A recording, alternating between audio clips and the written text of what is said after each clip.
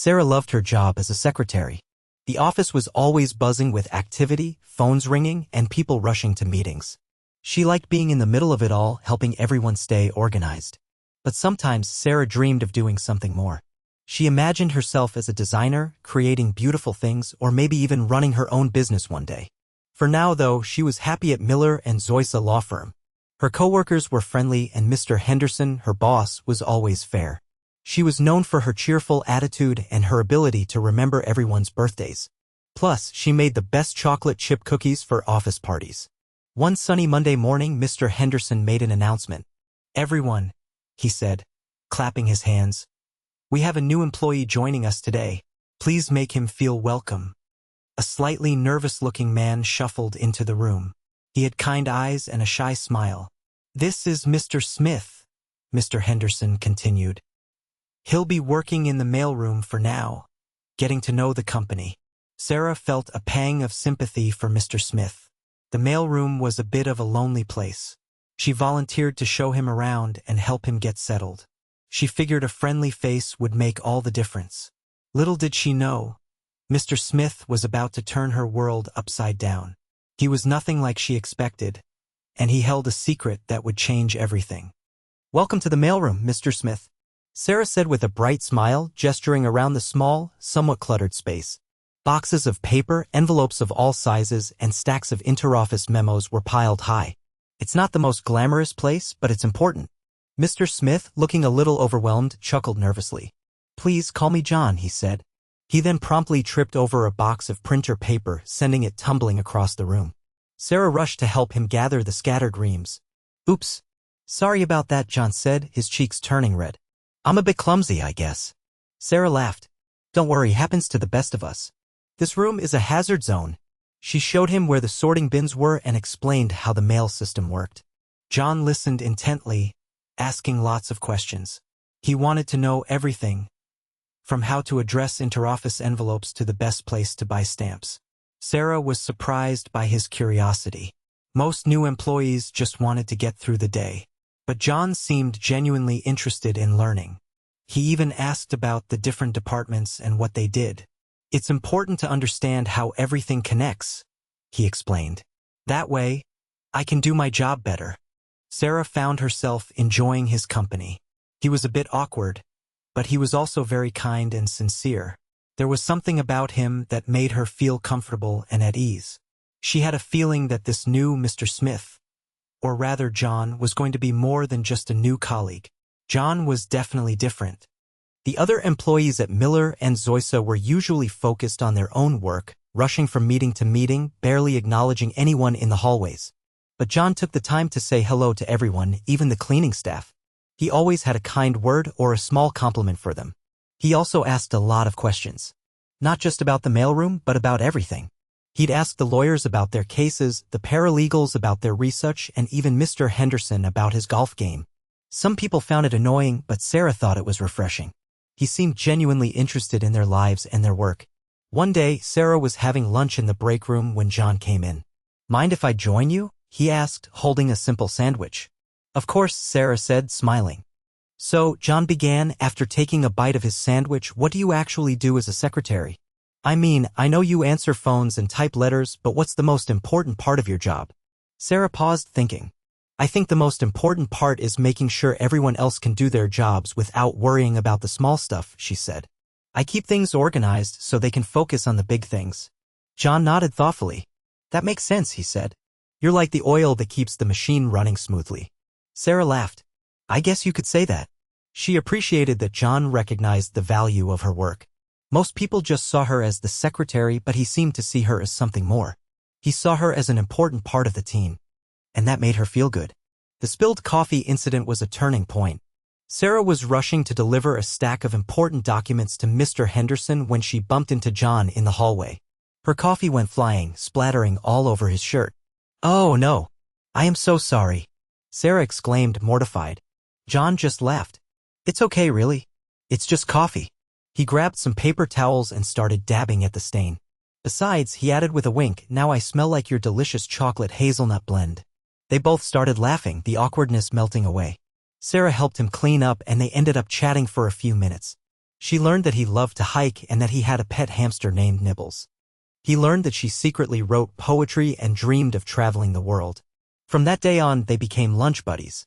They'd meet in the break room or, when the weather was nice, eat their sandwiches in the park across the street. They talked about everything and nothing. Sarah found herself confiding in John about her frustrations at work and her dreams for the future. He was a good listener, and he always offered helpful advice. Even though he was just working in the mailroom, John had a way of making her feel like her thoughts and opinions mattered. He was a true friend, and Sarah cherished their growing bond. She still found him a bit strange sometimes, but in a good way. He was an enigma, a puzzle she enjoyed trying to solve. One afternoon, Sarah was particularly stressed. Mr. Henderson had been on her case all day about a new filing system he wanted implemented. It was confusing and seemed incredibly inefficient. "It's just not going to work," she complained to John during their lunch break. "It'll take twice as long to find anything." John listened patiently, munching on his apple. "So, what's the main problem?" he asked. Sarah explained the system in detail, pointing out its flaws and inefficiencies. John nodded thoughtfully. After a few minutes of silence, he said, "Have you thought about organizing the files by date instead of by client name? That way, you could quickly find the most recent documents and then use a cross-reference index for the client names." Sarah stared at him, stunned. "That's actually brilliant," she exclaimed. "Why didn't I think of that?" John shrugged. "Sometimes it just takes a fresh perspective." Sarah implemented John's suggestion, and it worked perfectly. Mr. Henderson was impressed with the new system, and Sarah got all the credit. But she knew the truth. It was John's idea, and she was incredibly grateful. It was moments like these that made Sarah wonder about John. How could someone working in the mailroom have such a keen understanding of business processes? He seemed to have a natural talent for problem-solving and a surprising amount of common sense. It was becoming increasingly clear that John was more than just a clumsy mailroom employee. He was something else entirely. The question lingered in Sarah's mind: why was John working in the mailroom? He was clearly intelligent and capable. He had a knack for understanding complex issues and finding creative solutions. It just didn't make sense. She considered a few possibilities. Maybe he was new to the city and needed a job to get on his feet. Maybe he had taken time off to travel and was now easing back into the workforce. Maybe he just wanted a simple, stress-free job. But none of those explanations quite fit. There was something about John that suggested he was more than he appeared to be. He had a quiet confidence, a subtle air of authority that belied his humble position. One day, she decided to ask him directly. "John," she said hesitantly during their lunch break, "I hope you don't mind me asking, but why are you working in the mailroom?" John looked surprised by the question. He paused for a moment as if considering his answer carefully. "Well," he said finally, "I needed a fresh start." "A fresh start?" Sarah repeated, confused. "Yeah," John said with a slight smile. "Sometimes you just need to step back and see things from a different perspective. I wanted to learn about the company from the ground up to understand how everything works." His answer was vague and didn't really explain anything, but Sarah decided to let it go. Maybe it wasn't her place to pry. Maybe John had his reasons for keeping his past a secret. Whatever the reason, she decided to trust him. He had been a good friend to her, and she didn't want to jeopardize their friendship by pushing him too hard. But the mystery of John Smith continued to intrigue her. The annual Miller and Zoysa Law Firm Gala was fast approaching. It was a big event, a chance for everyone to dress up, celebrate the company's successes, and network with important clients. Sarah always looked forward to it, even though she usually spent most of the evening making sure everyone had enough drinks and that the buffet table was well-stocked. This year, she had a new dress, a beautiful emerald green gown that she had splurged on. She was excited to wear it and maybe even dance a little. She also hoped to impress Mr. Henderson with her organizational skills at the event. A successful gala could mean a step up in her career. She wondered if John would be there. He hadn't mentioned anything about it, and she wasn't sure if mailroom employees were typically invited. She decided to ask him. "Are you going to the gala, John?" she inquired during their lunch break. John looked surprised. "The gala? I hadn't really thought about it," he said. "Is it a big deal?" "It is for some people," Sarah replied. "It's a chance to celebrate all our hard work. Plus, there's free food and dancing." John chuckled. "Sounds like fun. I might just have to check it out." Sarah smiled. She was glad he was considering going. It would be nice to have a familiar face at the party. She imagined them dancing together, laughing and having a good time. Little did she know the gala was about to reveal a secret that would change everything she thought she knew about John Smith. A secret that would leave her speechless. The night of the gala arrived and Sarah felt a mix of excitement and nerves. She spent extra time getting ready, carefully applying her makeup and styling her hair. She slipped into her emerald green gown, feeling like a princess. When she arrived at the grand ballroom, it was already buzzing with activity. People were dressed in their finest attire, sipping champagne and chatting animatedly. The room was decorated with sparkling lights and elegant floral arrangements. A live band played soft music in the background. Sarah scanned the crowd, hoping to spot John. She wanted to show him her dress and maybe even get him to dance. But she didn't see him anywhere. She figured he was probably still at home, getting ready. She mingled with her co-workers, making small talk and trying to appear confident. Mr. Henderson complimented her on her dress, which made her feel a little better. But she couldn't shake the feeling of anticipation. She kept glancing towards the entrance, hoping to see John walk through the door. As the evening wore on, Sarah started to lose hope. Maybe John had changed his mind. Maybe he wasn't comfortable in such a fancy setting. Maybe he wasn't who she thought he was. Just as she was about to give up, she saw him. But it wasn't the John she knew. It was someone completely different. And the shock of seeing him would change everything. It was John, but not the John she knew. He wasn't wearing his usual simple jeans and t-shirt. He was dressed in a perfectly tailored, expensive-looking suit. His hair was neatly styled, and he carried himself with an air of confidence that Sarah had never seen before. But that wasn't the most shocking part. As he walked into the room, people parted like the Red Sea. Lawyers, partners, even Mr. Henderson, rushed to greet him, shaking his hand and bowing their heads with immense respect. They were practically fawning over him. Sarah stood frozen, watching in disbelief. What was going on? Who was this man?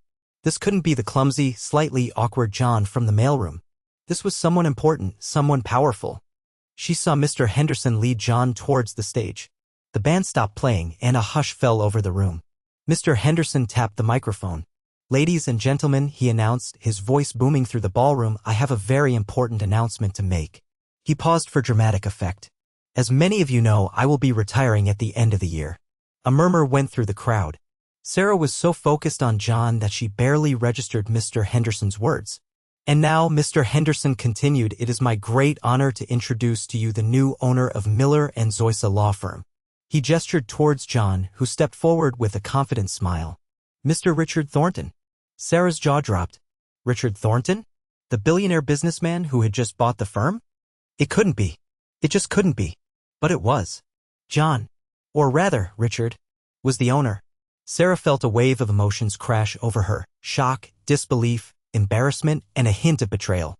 How could she have been so naive? How could she have been friends with the owner of the company and not even realized it? She remembered all the times she had complained to John about her job, about Mr. Henderson, about the inefficient office systems. She had even shared her dreams of leaving Miller & Zoysa to start her own business. What must he have thought of her? She felt her cheeks burning with shame. She wanted to disappear, to crawl under a rock and never come out. She couldn't believe she had been so open and honest with someone who had been secretly observing her, judging her. But beneath the embarrassment, there was also a flicker of anger. Why had he lied to her? Why hadn't he just told her who he was? Was their entire friendship a charade? Was he just using her to gather information about the company? She watched as Richard Thornton, the billionaire owner, addressed the crowd. He spoke eloquently about his vision for the future of Miller & Zoysa, about his commitment to innovation and employee satisfaction. He even mentioned the importance of understanding the company from the ground up, which Sarah realized was a veiled reference to his time in the mailroom. As he spoke, Sarah couldn't help but wonder what his true intentions were. Was he really interested in improving the company, or was he just playing a game? And what would happen to her now that he knew her true feelings about her job? Her future at Miller & Zoysa suddenly seemed very uncertain. Now let's rewind a bit back before the gala to understand why Richard Thornton, a man worth billions, was working in the mailroom of a law firm. Richard had inherited Miller & Zoysa from his grandfather. He knew the firm was successful, but he also knew that things could always be better. He had heard whispers of discontent among the employees, rumors of inefficient systems, and a lack of communication. He wanted to fix these problems, but he didn't want to do it from the top down. He wanted to understand the company from the inside out. So he decided to go undercover. He created the persona of John Smith, a new employee looking for a fresh start. He deliberately dressed down, acted a bit clumsy, and asked a lot of questions. He wanted people to see him as just another employee, not as the owner of the company. He chose the mailroom because it was a central hub, a place where he could interact with people from all different departments. He wanted to see how the company functioned, how the employees interacted, and what the real problems were. He never intended to deceive anyone, especially Sarah. He genuinely enjoyed their friendship and he valued her insights and her opinions. He knew that she was a smart, capable woman with a lot of potential. He just didn't know how to reveal his true identity without jeopardizing their friendship and his mission. The gala, however, had forced his hand. Now he had to face Sarah and explain everything. He hoped she would understand. He hoped she would forgive him. After his speech, Richard made his way through the crowd, his eyes searching for Sarah. He saw her standing near the back, looking lost and confused. He knew he had to talk to her, to explain himself. He approached her cautiously. "Sarah," he said softly. Sarah looked up, her eyes filled with a mixture of hurt and anger. "Richard," she said, her voice barely a whisper. "Can we talk?" he asked. "Somewhere private." Sarah hesitated for a moment, then nodded. They walked out onto the balcony, away from the noise and the crowd. "Sarah, I know you're angry," Richard began. "And you have every right to be. I should have told you who I was." "Why didn't you?" Sarah asked, her voice trembling. "I wanted to see the company through your eyes, through the eyes of the employees," Richard explained. "I wanted to understand the real problems, not just the ones I heard about in board meetings. And I was afraid that if you knew who I was, you wouldn't be honest with me." "So, our friendship was just a lie?" Sarah asked, tears welling up in her eyes. "No, Sarah, that's not true," Richard said, his voice filled with sincerity. "Our friendship was real. I genuinely enjoyed spending time with you. I valued your opinions and I respected your work ethic. You're one of the most talented and dedicated people I've ever met." He reached out and gently took her hand. "Please, Sarah, believe me. I never wanted to hurt you." Sarah pulled her hand away, her mind still reeling. "I don't know what to think," she said. "I thought I knew you, but I guess I didn't." "I understand," Richard said. "But please believe me when I say that I care about this company and I care about the people who work here. That's why I did what I did." He paused, taking a deep breath. "And Sarah, I want you to know that I'm not going to hold anything you said against you. I appreciate your honesty even if it wasn't always what I wanted to hear." He looked at her intently. "In fact," he continued, "I was really impressed with your idea for the filing system. It's made a huge difference already." Sarah was surprised. "You noticed?" Richard smiled. "Of course I noticed. It was brilliant. And it's just one example of your talent and your potential." He stepped closer to her. "Sarah, I know you have dreams of doing something more than being a secretary, and I want to help you achieve those dreams. I believe you have a lot to offer this company, and I want to give you the opportunity to prove it." Sarah looked at him, her heart pounding in her chest. Was he serious? Was he really offering her a chance to pursue her dreams? It seemed too good to be true. "What do you mean?" she asked, her voice barely audible. "I mean," Richard said, "that I want to offer you a new position. A position where you can use your creativity and your problem-solving skills. A position where you can make a real difference." In the weeks that followed, Richard began to implement the changes he had learned were needed during his time undercover. He streamlined the filing system as Sarah had suggested, making it easier for everyone to find the documents they needed. He also improved communication between departments, creating a more collaborative and efficient work environment. He made sure to address the concerns of the employees, listening to their suggestions and taking their feedback seriously. He even created a new employee lounge with comfortable furniture and a fully stocked kitchen, a welcome change from the old, drab break room. Sarah watched these changes unfold with a sense of awe and admiration. She saw that Richard was truly committed to making Miller and Zoysa a better place to work. She also realized that his time in the mailroom had given him a unique perspective that no other owner could have had. He understood the challenges that the employees faced, and he was determined to overcome them. He wasn't just a billionaire businessman, he was a leader who cared about his people. One day, Richard called Sarah into his office. "I've been thinking a lot about your future here at Miller and Zoysa," he said. "And I've decided to create a new position for you, Director of Innovation." Sarah's eyes widened. "Director of Innovation?" she repeated, hardly daring to believe what she was hearing. "Yes," Richard said with a smile. "I want you to be in charge of finding new and creative ways to improve our company. I want you to use your problem-solving skills and your creativity to make Miller and Zoysa the best it can be." He paused, looking at her intently. "Do you think you're up for the challenge? Are you kidding me? Sarah exclaimed, a wide smile spreading across her face. Of course, I'm up for the challenge. And so, Sarah embarked on her new career as Director of Innovation. She thrived in her new role, using her creativity and problem-solving skills to come up with new and innovative ways to improve Miller and Zoysa. She worked closely with Richard, brainstorming ideas and implementing new strategies. She even started a program to encourage employee innovation, giving everyone a chance to share their ideas and make a difference. The program was a huge success, generating a wave of new ideas and improving employee morale. Richard was impressed with Sarah's work. He saw that she was a natural leader, and he valued her insights and her opinions. He realized that his decision to go undercover and his decision to offer Sarah this new position were two of the best decisions he had ever made. He and Sarah developed a unique working relationship. They were no longer just friends. They were colleagues, partners, and confidants.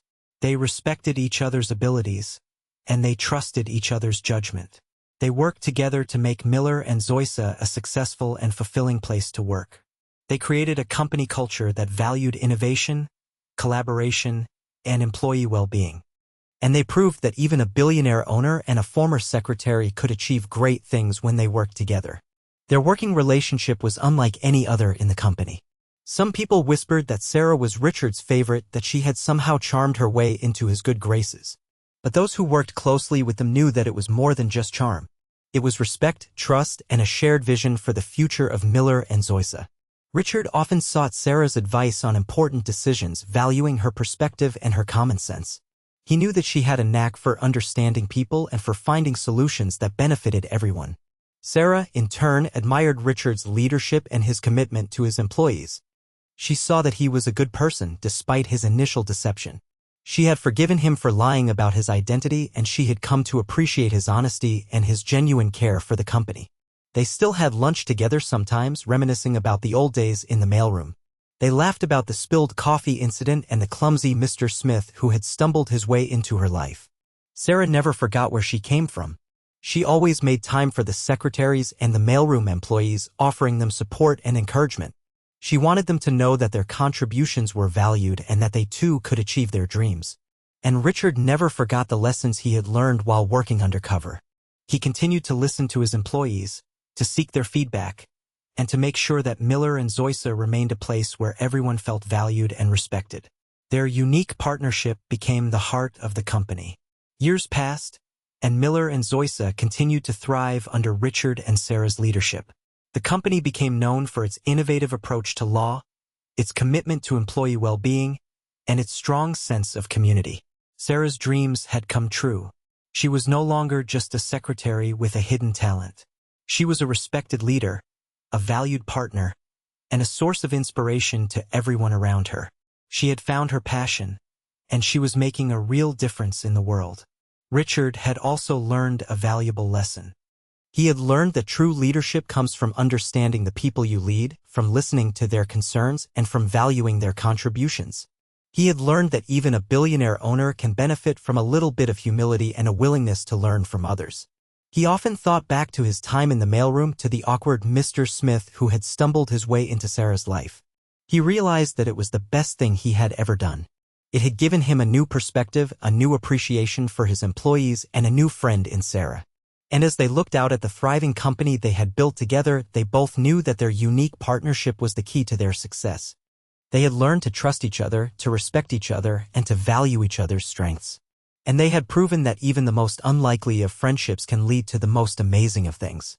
And that, my friends, is the story of Sarah, the secretary who dreamed of more, and Richard, the billionaire owner who went undercover to learn the truth about his company.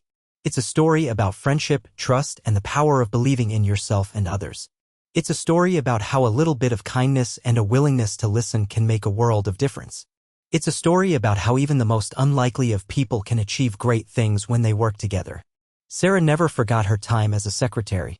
She used her experience to mentor other young women, encouraging them to pursue their dreams and to never give up on themselves.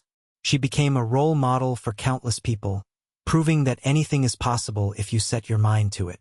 Richard never forgot his time in the mailroom. He continued to visit the mailroom every now and then, just to say hello and to remind himself of where he came from. He knew that it was the people who worked in the mailroom, the secretaries, and the paralegals who were the backbone of the company. And so, Miller and Zoysa continued to thrive, not just as a law firm, but as a community, a family, a place where everyone felt valued, respected, and appreciated. And it was all thanks to a secretary who dreamed of more and a billionaire owner who was willing to listen.